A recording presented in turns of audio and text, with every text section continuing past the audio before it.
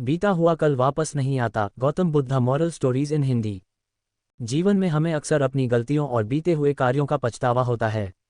हम खुद को सोचते हैं कि क्या होता अगर हमने वह कार्य नहीं किया होता या उस गलती को सुधार दिया होता।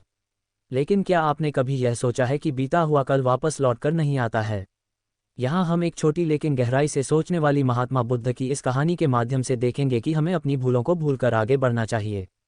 महात्मा बुद्ध एक गांव में प्रवचन सुना रहे थे। उन्होंने पास हुए लोगों के समीप अपनी मधुर वाणी से सभी को संबोधित करते हुए बताया कि हर किसी मनुष्य को धरती माँ की तरह सहनशील तथा क्षमाशील होना चाहिए।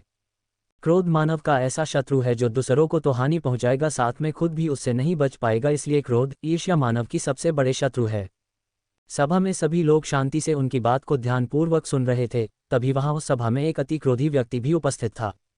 वह पहले तो उनकी बात सुनता रहा, फिर वह अचानक महात्मा जी से क्रोधित होकर बोला। बोलते समय उसका आंखें खून के समान लाल हो रही थी। उसने बोला कि तुम ढोंगी हो, यहाँ बैठकर लोगों को बेवकूफ़ बना रहे हो। ये जो भी तुम कुछ कह रहे हो ना, इसको सचमुच करना बहुत मुश्किल है। समझे, तुम्हारी इन बातों का कोई मतलब नहीं है।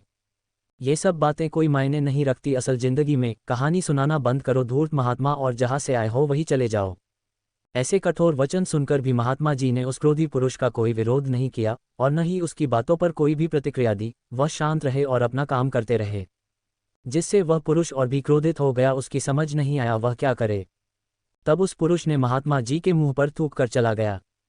अगले दिन जब उस व्यक्ति का क्रोध शांत हुआ और उसे अपनी गलती का पछतावा हुआ, तब वह आत्मग्लानि में जलने लगा और फिर उसने सोचा कि उस महात्मा से मुझे माफ़ी मांगनी चाहिए। वह महात्मा जी की खोज में उसी स्थान पर गया जहां महात्मा जी कल प्रवचन दे रहे थे। लेकिन महात्मा जी वहां कहाँ मिलने वाले थे। वह तो अपने शिष्यों के साथ अन्य किसी गांव की यात्रा पर निकल पड़े। वह पुरुष सब लोगों से महात्मा जी के बारे में पूछता पूछता उस स्थान पर पहुंच गया जहां की महात्मा जी प्रवचन कर रहे थे। तब उस पुरुष को महात्मा जी के शिष्यों ने उसे उनके पास जाने से रोका, लेकिन महात्मा जी ने अपने शिष्यों को आदेश दिया कि आने दे उस पुरुष को।